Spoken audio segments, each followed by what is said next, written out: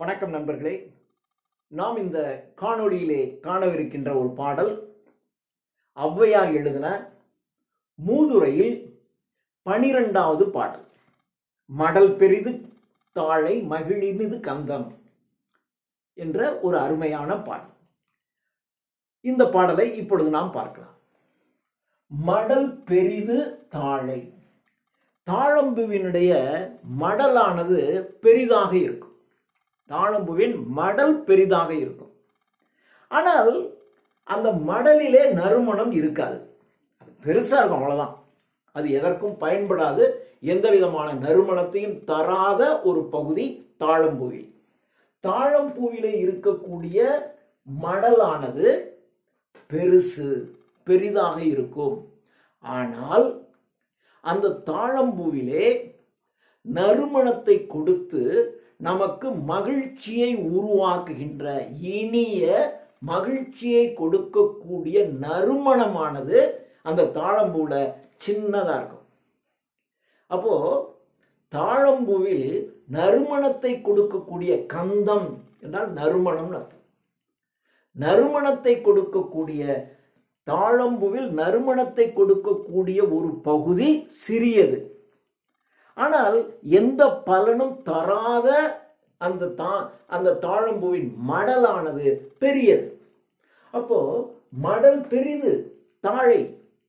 ஆனால் அதுல இருக்கக்கூடிய கந்தம் நறுமணம் மகிழினிது, மகிழ்வையும் இனிமையும் தரத்தக்க அந்த நறுமணம் நறுமணமானது சிறியது. அப்ப இது சிறுசு, ஆனா இதுதான் மகிழ்ச்சியும் இனிமையும் தரத்தக்கது. இது பெருசு, ஆனா எதுக்குமே உபயோகம் இல்லை. அப்போ மடல் பெரிது தாழை மகிழினிது கந்தம். உடல் சிறியர். ஒருவரை பார்க்கிறோம், இவர் உடலினால் சிறுவராக இருக்கிறார்.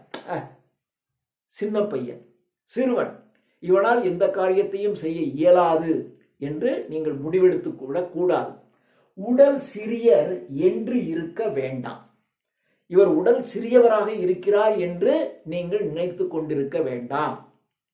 ஏனென்றால் சிறிதாக இருக்கக்கூடிய கந்தம் நறுமணத்தை கொடுக்கக்கூடிய பகுதியானது தாழம்பூவில் மகிழ்ச்சியும் இனிமையும் தரத்தக்க நறுமணத்தை கொடுக்கக்கூடிய பகுதி சிறிதாகத்தான் இருக்கும். ஆனால் இனிமையும் மகிழ்ச்சியும் கொடுக்கும். தாழம்புவினுடைய மடல் பெரிதாக இருக்கும், எதற்கும் பயன்படாது. அதே போல் உடல் சிறியர் என்று இருக்க வேண்டாம். கடல் பெருசு, கடல் பெரிது, ஆனா மண்ணீரும் ஆகாது.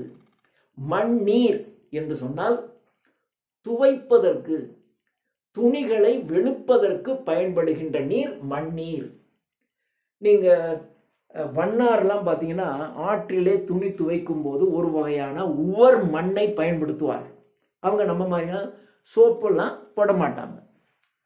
அங்க கிராமங்கள்ல இன்னும் அழுக்கு துணிகளை எடுத்து கொண்டு போய் ஆற்றிலே துவைத்துக் கொள்பவர்கள் அங்கே இருக்கக்கூடிய ஒரு உவர் மணல் இருக்கும், மண் இருக்கும். அந்த உவர் மண்ணுல தான் இந்த துணியை ஊற வைப்பாங்க. ஊற வச்சுட்டு அதுல இருந்து அழுக்கு போகும். அப்புறம் அதை துவைத்து அதை எடுத்துக்கொண்டு வருவார்கள். அப்படி மண்ணீர் என்றால் துணிகளை துப்புரவு செய்வதற்கு, துணிகளை துவைத்து அதில் இருக்கக்கூடிய அழுக்கை போக்குவதற்கான நீர்.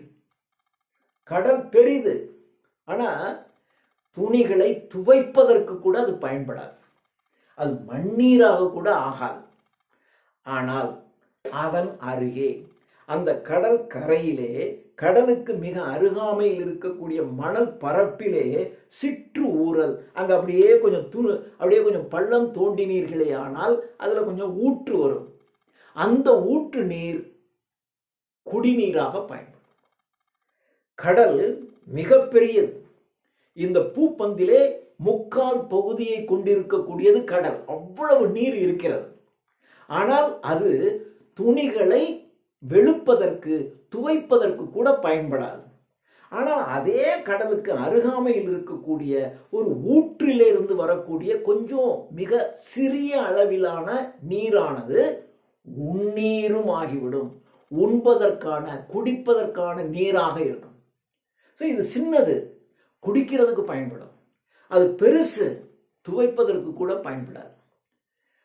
இது எப்படி என்றால், தாழையிலே இருக்கக்கூடிய மடல் பெரிது, எந்த பிரயோஜனமும் இல்லை. ஆனால் அதில் இருக்கக்கூடிய நறுமணத்தை கொடுக்கக்கூடிய கந்தம் சின்னது, அது மகிழ்ச்சியும் இனிமையும் கொடுக்கக்கூடியது. எனவே உடல் சிறியது, இவரால் இந்த காரியத்தை செய்ய இயலாது என்று நீங்கள் நினைத்துக் கொள்ள வேண்டாம். உடல் சிறிதாக இருந்தால் கூட அவர்கள் கூட மிக பயனுள்ள காரியங்கள், சிறந்த காரியங்களை செய்து முடிப்பார்கள் என்று இந்த பாடலிலே ஔவையார் சொல்லுகிறார். நன்றி.